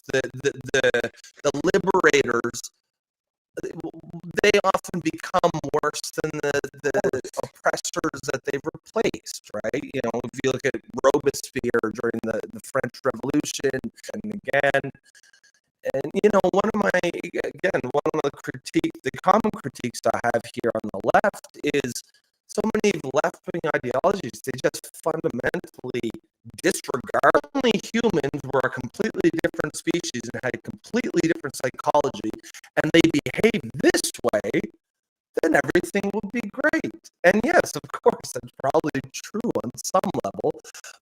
But I think Animal Farm it just captures that aspect of human nature perfectly. Are we actually glitching that much? It is I'm almost Rob starting to glitching. believe the whole hack But of thing now, because of course they do. I'm shadow banned on most social media. I've been taken down from social media with no recourse, with just come on. Of course they. wow. Do you not remember TikTok is able to ban us live Yeah, that's right. from a live stream? So We'll take a couple more and then we'll move on. DNL says, as an anti-woke liberal like you, Rob, it is hard to find a place these days where I feel, but right here is that place. You found it, brother.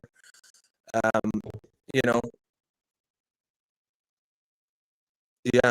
Okay. is it? I mean, Is even it? still, Can you guys just tell me? yeah. If Rob sounds horrible. I'm gonna write it just in case. Both are glitching. This is interesting because it's outside of the stream. So it is the stream because I can hear you as clear as night, no problem. You can hear me clean. It's the stream. I guess we might be getting hacked. Yeah, it's Wow. Yeah, that's I think we probably should have at least one of us. that's fine.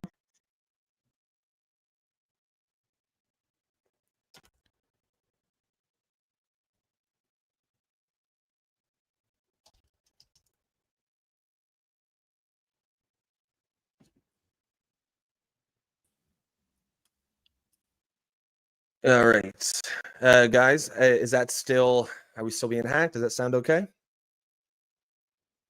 Just give me a thumbs up or a thumbs down. Even now says, yeah, both of you are glitching. Nico. I say something, Nico. Better. Okay. Joe says that's better. Okay. There's definitely something going on with the platform, the stream, a hack. Yeah, I mean, I'm actually starting to believe that now too. See, it's better now. So there's probably just guys, let us know. We apologize for this. You guys know that I don't like this type of glitch. It drives me absolutely ballistic. Could hear if my mic was messing up, I could hear it. Okay. If you were glitching Yes. or you were lagging, I could hear you. Today, I hear nothing. Oh, and you're breaking up again. so the fact that it works for a few seconds and then am I bad still, or is it just Nico? Now good again. All right. I was going to take this question again just because I took it, but I think it was glitchy. DNL says, as an anti-woke liberal like you, Rob, it is hard to find a place these days where I feel my view of the world aligns with others. And yeah, I feel that. I hear you. But this place is that place, obviously. And even if your views didn't align with mine, this place is still for you because, as Joe says here, in response, he says, same. I do not agree much of what many people here believe, but I definitely appreciate the tolerance, neutrality that's been lacking in the woke intelligentsia today. And that's really what we're striving to do, is create that space where, it'd be boring if we all just sat around agreeing with each other. Nobody wants that. That's not interesting. But that's not true. Unfortunately, the vast majority of people want an echo chamber because it makes them feel better. Because they're simple. They're simple-minded. They want simple things. They want people to agree with them. This show is obviously for a different kind of person who doesn't necessarily care so much if everyone else agrees, as long as their views are at least respected and they're not, insulted for holding them. So that's kind of what we're trying to create here. Yeah, that. Ghost in the Machine. Guys, by the way, guys, if you're listening to this, because I see a bunch of people writing that when the sound's not good, that I've never seen before. So that means you guys are listening but not participating, which we want to hear from you. Thank you for letting us know, obviously. Yeah. But we want to hear from you guys. We want to hear who are the ghosts on the show that we Who never are the hear ghosts? about. And the ghosts in our show. So let us know how you like the show. Obviously the glitching sucks, but unfortunately we're either getting hacked or the system is having an issue or a bit of both. Who knows? I'm a conspiracy theorist, so you know where my mind's at. Yeah, of course. But all to say, guys, we appreciate you being here. We appreciate you listening. But make sure you like the video on YouTube, and even if you don't like, because I see dislikes on the video, and I'm good with that. But tell us what is wrong, what you don't like, and yeah, join the comments. Join the comment section. Let us know. On that note, I will. On that note, we will move on. And by the way, hold on. Before you do, I just want to I just want to take one. Chris H is saying the Political Orphans. You guys sound better now.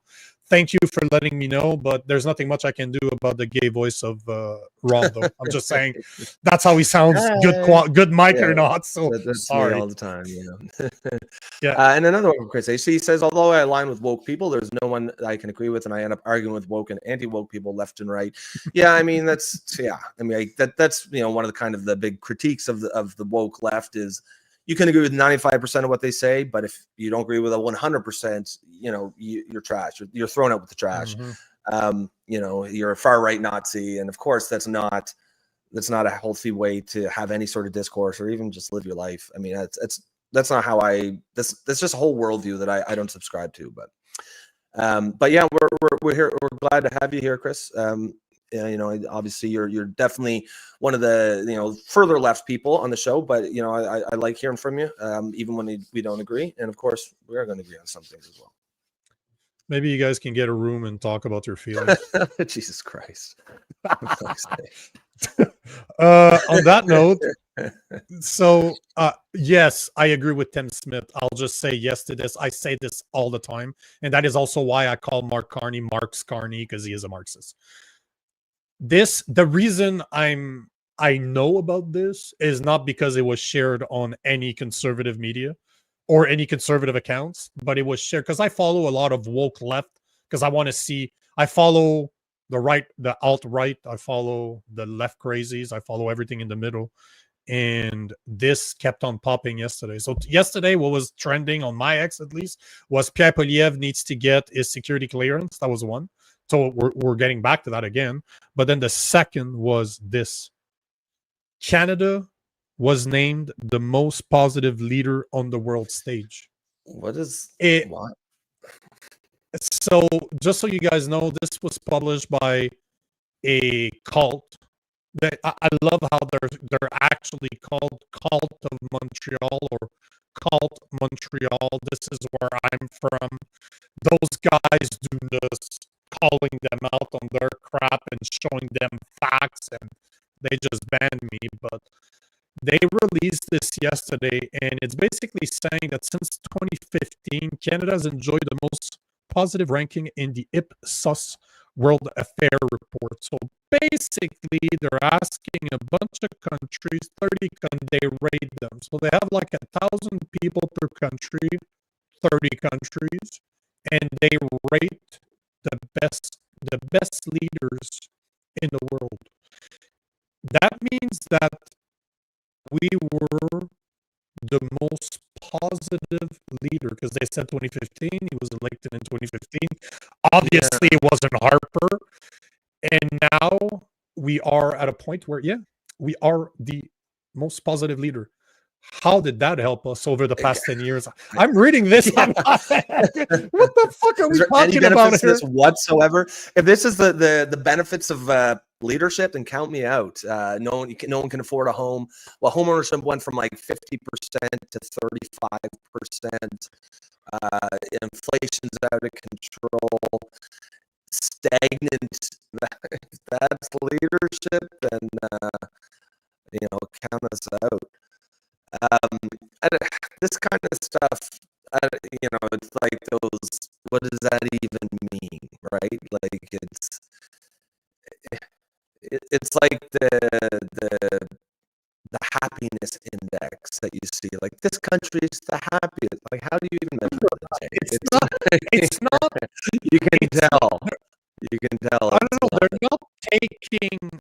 not taking 30 countries and asking the people that live in their countries, 30 countries that don't live in the country that are raiding other people's countries. And so basically we have the vision, we have the illusion outside of being happy. That's a good, I guess it's better than the opposite, but in the real world it doesn't benefit us whatsoever. So you're basically, this is what it is, because obviously the Montreal cult doesn't talk about this. One part that was had the most positive leader, the part that they removed is that the fact that was last year. It's not this year's 2024, so they didn't put the date. They just saying that we have the most positive leader in the world. But look at this. This is all the countries. There are 30 countries with 20 from the countries, and they're just ranking people. And basically the question is, thinking about the next decade, would you say Canada will have an overall positive or negative influence on world affairs? So it looks like we're that cool to other people. Yeah. I would invite the people that are responsible for this poll, which is it's Halifax International Security Forum. So it's from your neck of the wood. I would invite them to go ask Canadians. Ask 22,000 Canadians to see how they feel about being Canadian. Because if what it takes is for people to feel that we're positive, as you said, I don't need that index at all. I'd much rather have a massive asshole like Donald Trump pissing everybody off, but making our country better. I don't really care about because we'll see. Wonder where America is on that list. I bet you it's real low. 60%, 20% under us. Yeah, exactly right. But that was from last year. No, but that was from 2024. Remember, Trump was not president. Right now, oof. Right now, they're probably negative 10. Yeah, I mean, we're definitely still coasting on this sort of like Canada as this respectable peacekeeper, a great place to live, that reputation that we've had over the last couple decades. But it's from the outside. If you're here, I don't think it feels that great. It depends. If like you're used to taking it, maybe getting rear-ended actually feels good, but I'm not enjoying it at all. My anus is hurting. You get used to this. Vaseline me, please. Yeah, you get used I'm not to enjoying it. Yeah. you just I'll take your word for that. You just got to grind it out. But I mean, I agree with Tim Smith here. Our government-funded news uses manufactured consensus to push the narrative. Ever wonder why leftists online always push the same 5 talking points like pairs many Trump? I mean, like it's like obviously it's just one stupid poll in the grand scheme of things. It doesn't mean anything, but if you can zoom out and stuff, and it is part of the they use stuff like this to sort of as opiate of the masses, to use a Marxist term, keep people like, oh, we're still in good shape, right? Look, we're among the most positive country. What does this even mean, right? Ignore the fact that your GDP has gone up 1% over 10 years, while America's is what was it? 3% a year or something. It was at 19. It was between 19 to 21, depending on where you were looking, but it has grown. Remember what I was showing yesterday? They're on route to grow 3% GDP just this year, while we grew 1% over 1% over 10 years. I mean, that's what 0.10% a year.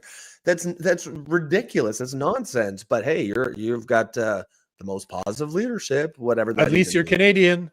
Yeah, at least you're Canadian. At least you're Canadian. I mean, 1 or 2 fingers. Forget about buying. Forget about buying fingers. a house. Forget about buying a house, or defending. If you have a house, you can't defend it if someone breaks in, right? Nope. But hey, most positive leader. Yeah, we're positive. As Wise Guy says, we're positively effed. I'm not going to say that because we're trying to cut back on the swearing, but yeah. Well, I will think about anal penetration, no problem, because I wasn't swearing. Well, that'll boost us in the algorithm with YouTube, probably. They love they love that stuff. Yep, you're right. Uh, So there's a bunch of subjects I wanted to cover. I think we can run through, as you would say, a bunch of yeah, them one after the yeah, other. yeah. Let's do There's that. and I just want to finish. I'm gonna want to finish with the U.S. sanctions that Canadian International Criminal Court judge is getting right now, because I might talk about it tomorrow, but it's just that one is interesting. I would love to do more research, but let me go through a bunch of different ones that should be fast enough. It's Sure. more as an FYI. So I'm just downloading the videos right now because the next story is about a new virus outbreak in China that is sparking whoop whoop style control. So they are going on the lockdowns that were inspired by what we've seen 4 years ago. Yeah. And just before we get that, Derek is a good 100%. comment. Yeah, Derek, we've talked about, we discussed this a lot. That's one of Nico's favorite sayings there. Canada, where the leading definition is "I'm not an American," and yeah, that can't be your identity. Actually, your at least I'm not an American. Yes, yeah. If that's your national identity, then maybe Trudeau was right, and we don't have an identity. Is this true? We don't have any likes, guys. Come on, that can't be. Give us some likes, folks, or even some dislikes. Let me refresh it. It is, we have half of the viewers. So technically, yes, it should only be. so we have some, but it Misfit. Should be more. Oh, blast from the past. Haven't seen this cat. What's going on, Misfit? What's going on? So guys, if you're listening to this, they're right. I'm happy. Thank you for reminding us, because I'm not a fan of reminding people to like, because it sounds like I'm fishing for likes. But if you believe in what we're doing and you want the algorithm to push the video to more and more and more people, make sure to like, make sure to dislike, have your opinion, voice your opinion. So yeah, if you're listening, like it. Yeah. Don't like it, we want to hear from you. That's right. Tammy says, I see 20 as soon as I joined. It's been glitching though. Yeah, I think that might factor in as well. There have been a lot of glitches today, guys. The man is after us clearly, and so you'll have to bear with us. How dare you assume his gender? Hey Nico, just an observation. You label alt left as crazies, but not the alt right. Curious to know why. Oh no, they're crazy. I know, absolutely. If you look at the bell curve, you depending, but if you look at vast majority of bell curve, 65-70% of people agree on most things. Most people sit somewhere in the middle, like split that in the middle, bit to the right, bit to the left, but somewhere in the middle. And then you have the 10 to 15% crazies on each side. To me, it's one of those that a bell curve should also show how the graph connects. So like this is the middle, the horseshoe theory type thing. Oh, even more than that, because the horseshoe is the bell. But I would say that at the end, both the alt-right and the alt-left, they connect. It's the same type of people. They just have different ideologies, but they use the same techniques and the same mindset in order to achieve their goals. They just believe in different things. Arguably, if they would have been indoctrinated from a young age to believe it would be the other one, right stuff or left stuff. It's the crazy that comes first, and then they just grab whatever ideology usually their friends have, right? Whatever their friends have around them is what they will be. Joe says Chebyshev theorem. Yeah, well, I assume you're looking that up. I don't know. I assume you're looking that up, but if that's anything like horse, I mean, there are certainly some criticisms about horseshoe theory, but I don't know. To me, it's got the ring of truth. It feels like there's something there because, kind of what we were talking about earlier with Orwell. He didn't need to predict every single ideology that will come after. He understood the human nature first, and then that's all he needed to know to be able to write these books that are just as relevant today as they were back when he wrote them. And I think it's the same thing here. It's the idea. The ideology is the window dressing. It's the nature of the human underneath that is really what's driving this. And as you were just saying, a lot of the human traits, and a lot of these people, like they use the same tactics to achieve their goals. The ideology can be switched. And man, we have such smart listeners, because that's basically, so I believe that the original name for the horseshoe theory, or the bell theory, the bell is Chebyshev theorem, but it's pretty much what I was saying. Like I normally use 65 because, as you know, I always use the lower number to kind of make sure I'm not exaggerating. But 68%, so that's pretty bang on. So I believe that it's the bell curve. It's the same thing. Is the bell curve is probably the basically less complicated name, because there's a lot. But there's a lot of retards like me that can't pronounce that word, so they probably. So for the dumbasses in the room, we're gonna call it the bell curve, but it's the same thing. So basically, anything on each side to me is the same. The mentality is the same. The ideology is a bit different, but the techniques is the same. They're indoctrination could make them either or left or right, because they are, the way they deal with life is the same. Yes, their worldview is going to be the same. Yeah. So there you go. Thanks, Nico. I would share your view that both fringe of the political spectrum boggle my mind. Yeah, you and me both. You and me both. That's why I'm sit right of middle, but I'm definitely not far right. And that's why Rob is not woke. He doesn't sit far left. Far left, yeah. Derek Sittler. Yeah, it's one of my favorite words, man. I try to be careful when I use it, but I absolutely love that word. Where it works. I was at the gym 2 days ago, and there's an ex-military guy there that I always shadow box after my workout, and the guy one day just approached me and started talking, and every time we see each other we just say, hey, I'm not a big fan of having a long conversation at the gym, but I slipped that retard in a conversation. I'm like, man, people are so retarded, because I don't think about it. I use it all the time. I really don't care. And he looked at me, he's like, I'm so happy that we taken it back. I'm like, yes. Well, I'm not the only one. There's no alternative that really hits the same way for certain situations. Nope. The best, I still die when I think of it, was, do you remember on the show we were talking about Breaking Bad, and you were talking about the guy, what's the son's name, who has who I thought was not handicapped. That was cerebral palsy or something. And you were like, oh, that guy's the best actor ever. He just played a retard so well. And I'm like, I'm pretty sure he's got that. That was really funny. So he's not that great of an actor, basically, is what my conclusion is. Yeah, exactly. DNL, he shouldn't have won. He shouldn't have won. See, if he won any medals or any award for what he did, that's a consolation prize. You're like, yeah, great for being yourself. I'm just kidding. I'm kidding. Yes, but yeah, I mean, once you found out that he actually had it, you obviously were apologetic, and that would be great. That is me putting my foot in my mouth. Yes. Yep. So this is great. Yep. Making retardation great again. Well, just look around you, man. And I mean, clearly, I think everyone can agree, if you were actually calling someone who was like disabled or something, that would be inappropriate, right? That's not right. If you're calling someone with Down syndrome that or something, I don't think anyone would agree with that. But to just use the word in the context that, like, oh, guy's being, look at this retard over here. He's being retarded. It's a great word. It's a great word. There's no other word like that one in the English language. Yeah, there's nothing that took its place. So I'm glad that it's making a comeback. Yeah, so Joel Stradamus is saying, unlike many righties, Nico will be the first to admit when he's proven wrong. 100%. You have to, or else that means my opinion don't matter at the end of the day. And I'm no better than Rob, basing everything on feelings. So, yep, I agree.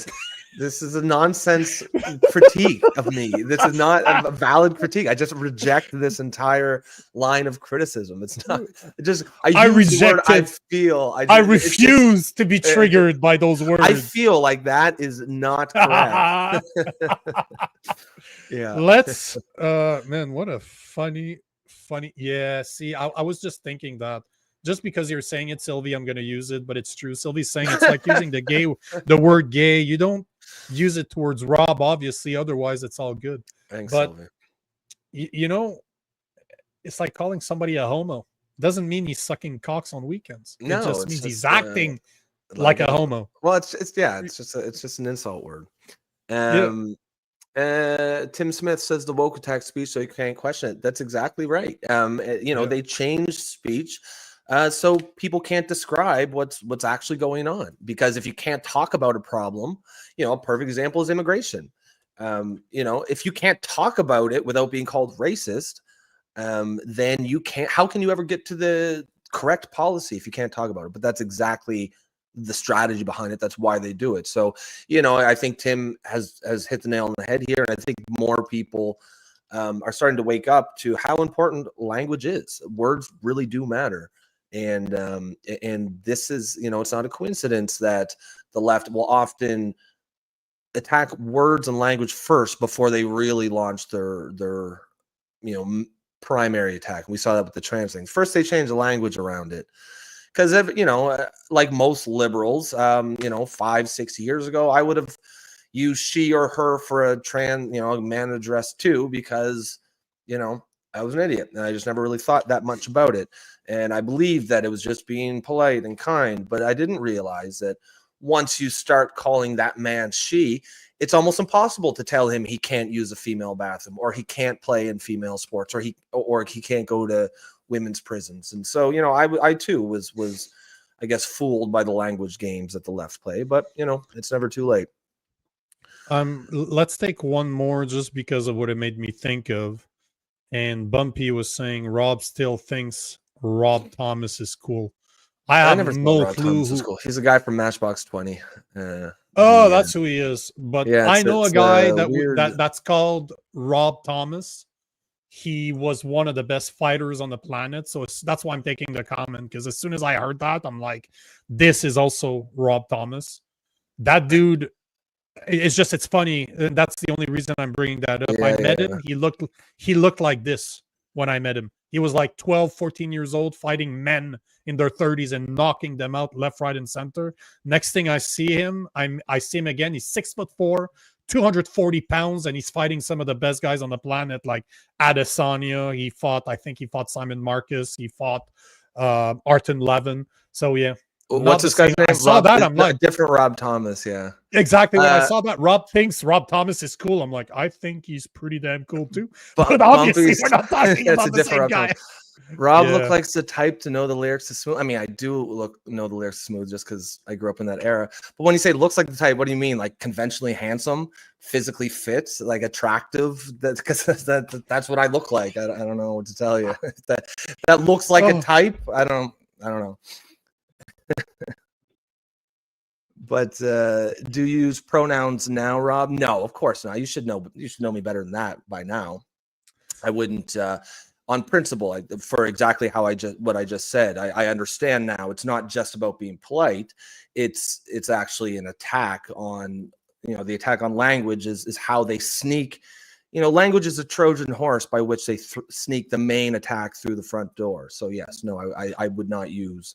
I use correct pronouns, as in I call men he and him. Man, although Buck Angel kind of makes it hard, eh?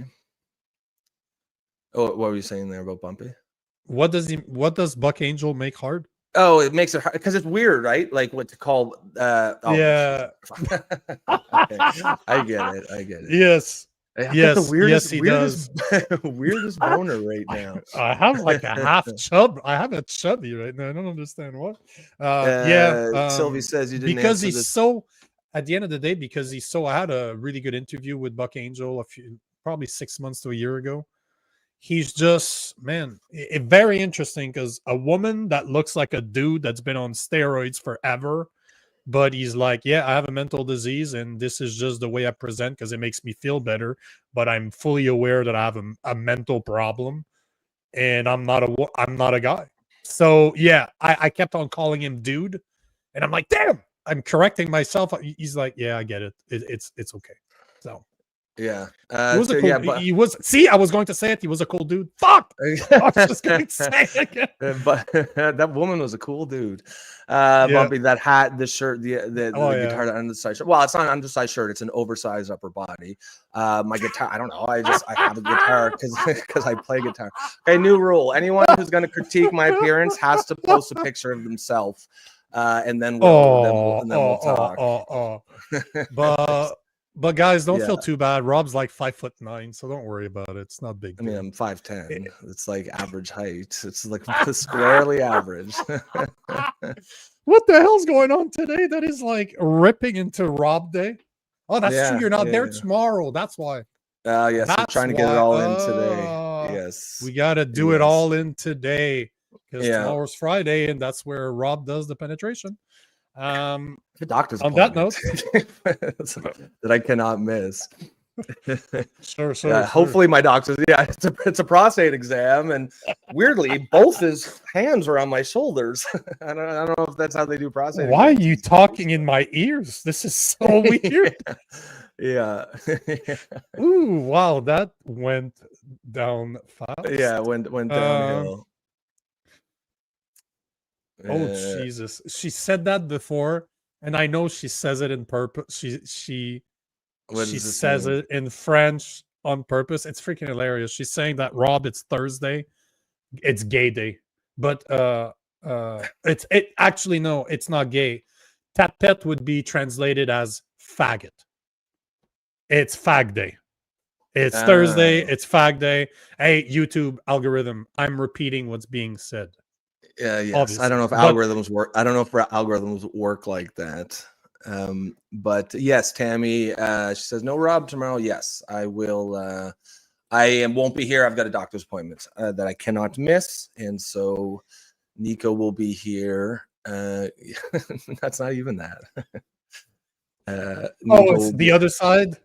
You're entering a Q-tip from the other side. You guys are sex obsessed, man. It's all about sex. I don't know. For Nico, you're the one who's always talking about dicks.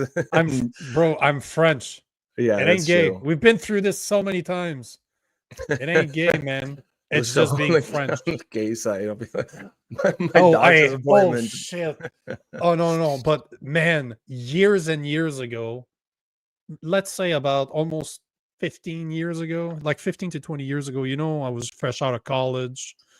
Dating apps were starting to appear, but it was on the website, right? You didn't have the smartphones yet, so you had to go on the computer in order to access your messages.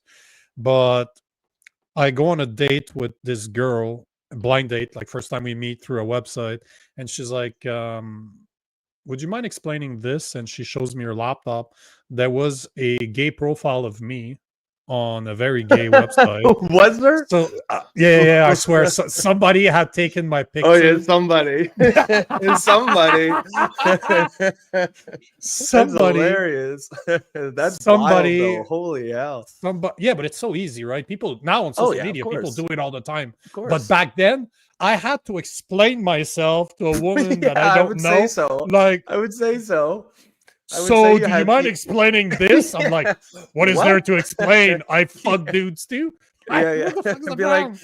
I'd be like, hey, I'm French. See, I'm French too. Oh, that's exactly how I said it. Hey, I'm French. Hey, I'm French. But it's I did have a gay profile. I had a profile on a gay website, and I contacted the website to take it down. They never did. So maybe it's still there. Is it still there? It's like a guy I used to work with had. Do you know Urban Dictionary? Back in the days, you could edit. It was like Wikipedia before. You could show up and add some stuff. He added me in there. Nico. No, it would be my real name, Nicholas. That's gay Nicholas. Yeah. Nicolas. Yeah, that's weird. I can't picture you as a Nicholas. Like my wife doesn't call me Nico either, right? That's just the name I use online. What does she call you? Nick. Yeah. Or Assel. Yeah. Either or. The prick who's ruining my life. Yeah. But I gave her a beautiful looking baby though. Yeah, and now your usefulness is done. You're at the door. Yeah. What? So what do we have? We got 10 minutes left. So, okay, you know what? Since we're already down the rabbit hole of not talking about anything serious, I think we've done it today.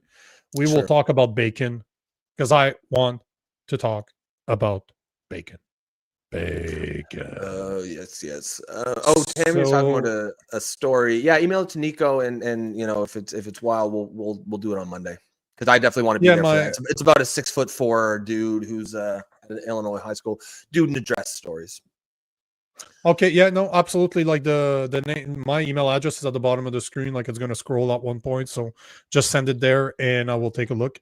Yep. That being said, here is a video that is absolutely ridiculous, absolutely freaking ridiculous. It is a man being arrested for saying in public that he likes bacon. That's So. wild. Guys, let me know. Make sure to tell me if you can hear this. So if it's crackly, I'll download it. Okay, we will make it. Why? Because I like bacon. I say you like bacon. Oh.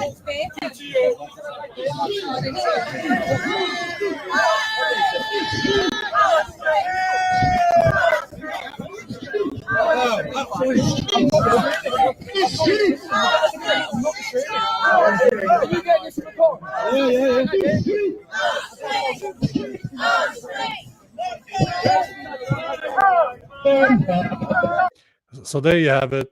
He obviously, if you read the caption, there was a Muslim protest there. And obviously the guy didn't just choose bacon as an accident. He went there on purpose to say, Of course. "Oh, I love bacon." Bam, bam, bam, bam, bam. But who cares? It's wild, Who right? cares? That's it. Like, of course, he said it to be offensive, but how is that illegal?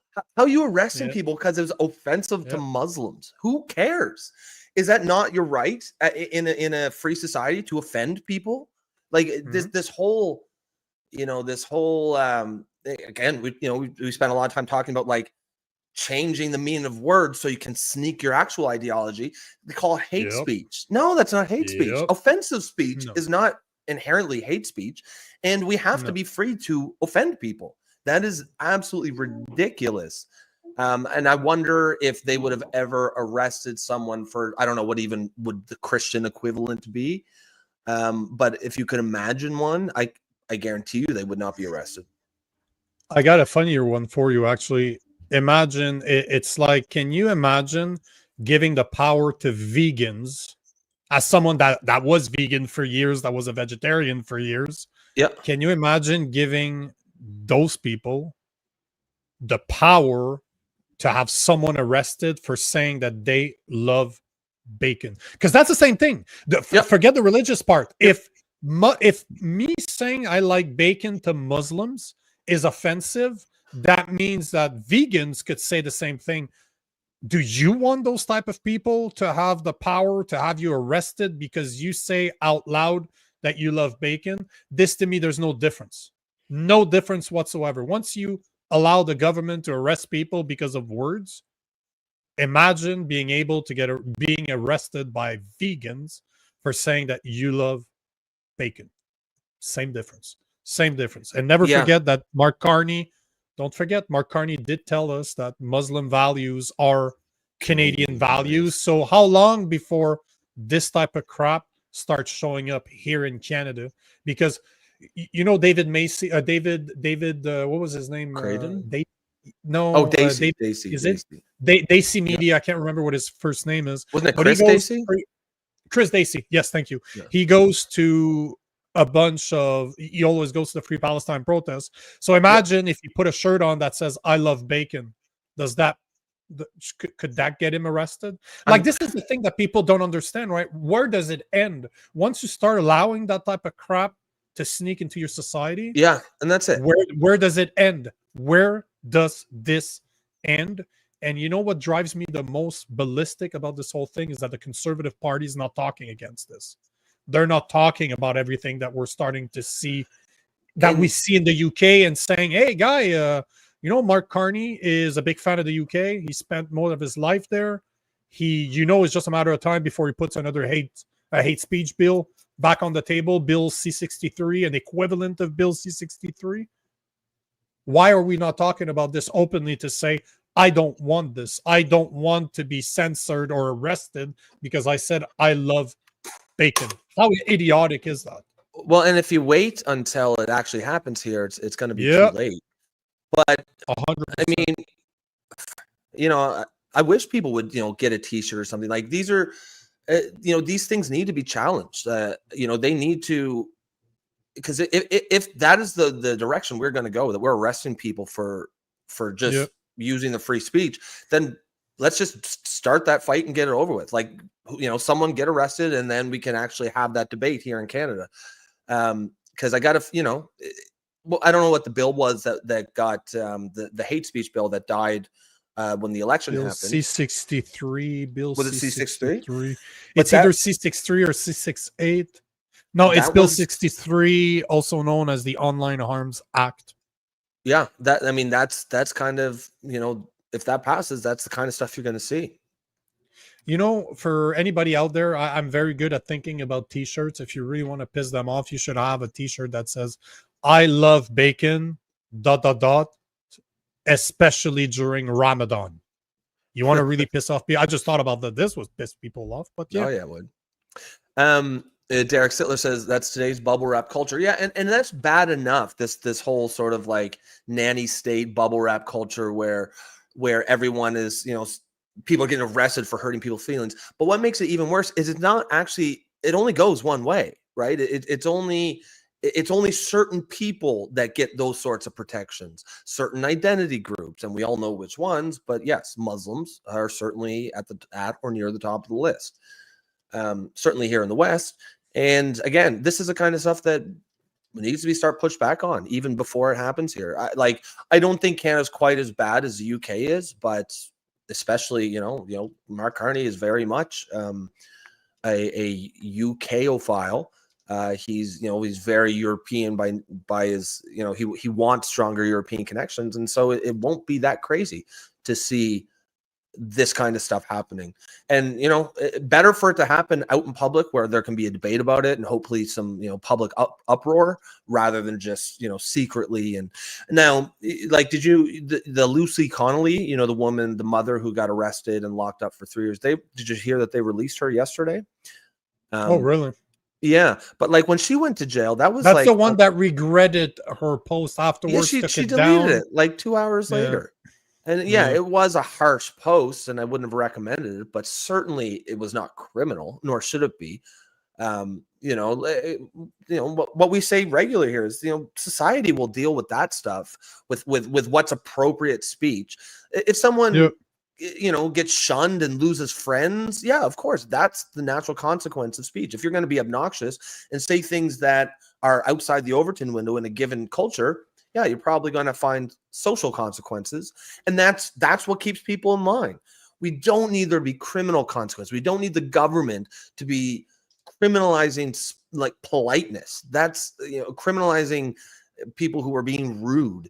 That's a whole dystopian nightmare that, you know, Orwell was talking about, you know, since we've been talking about him a lot. Mm-hmm. Yeah, Animal Farm again. Exactly. Tammy says it. Especially considering that the ruler of Animal Farms are delicious pigs. Delicious pigs. Yeah. Derek Sittler, right think rules the day now. Yeah, again, to go with the Orwell theme of today's show. Yeah, I mean, it's right. It's not just enough that they're regulating, you know, what you say. Now it's what you think. You can't have the wrong opinions. And if you've, because there's a lot of those videos of, you know, 4 or 5 cops knocking on some 70-year-old British grandmother or grandfather to say, oh no, we've got a complaint about a problematic tweet that you made or something like that. And one thing you'll regularly hear them say is things like, well, we got to make sure we check your thinking and that kind of stuff. So like, yeah, this is the way they're being trained. And it's pretty scary. It's pretty scary. You know, as Joe says, choosing a favorite child will ensure that all the children will never unite against you. Yeah, it's a divisive tactic. And I know Joe is big on sort of the class war themes. And I see a lot of the same things. You know, I think, you know, one of the things Joe has said regularly is like, oh, you know, there's no culture wars, it's just class wars. But I would argue that, you know, you're not wrong, but that they're two sides of the same coin. I agree with you that at heart, this is class wars we're talking about, but they're using the culture wars to divide the class. And so, yeah, I mean, I do agree with you on that regard. But I think to say there is no culture wars is also sort of ignoring some of the problem, because maybe it's maybe it's not fundamentally a culture war. Fundamentally, I'll agree with the class war, but those are the tactics and strategies they're using to fight this class war, is those culture issues. But on that note, guys, we're going to put a pin on it because we were trying to stay under 2 hours, and I don't think we're going to make it. But if you're new to the show today, we've seen a lot of new faces. If you like what we're doing here, if you think it's important to have a space like this where common sense people can get together and discuss the issues of the day, discuss politics, discuss culture in a environment where you're going to be respected, and we're going to find a lot of common ground, then please consider supporting us by becoming a member of the Political Orphans for $2.99 a month. You will help I lost it. You will my brain's getting fried, but you will help support. That's the word. Why could I not think of that word? It's not even a hard word. You will help support the show. Man. You will help support independent media, and of course, you will help us to keep bringing you this high quality content. Man, I'm losing it. Boo! Yeah. Boo! I'm like that guy at the debate, the PPC candidate at the debate there in Battle River Crowfoot. I think he did a better job. Yeah, so we said there's a lot of glitching today. Good show nonetheless. Yeah, guys, there was a lot of glitching, but hopefully we'll get past that tomorrow. I will be out tomorrow. We're gonna have Jason Levine here and perhaps some other special co-hosts. Yep. Other than that, folks, have a good rest of your day, and we will see you tomorrow.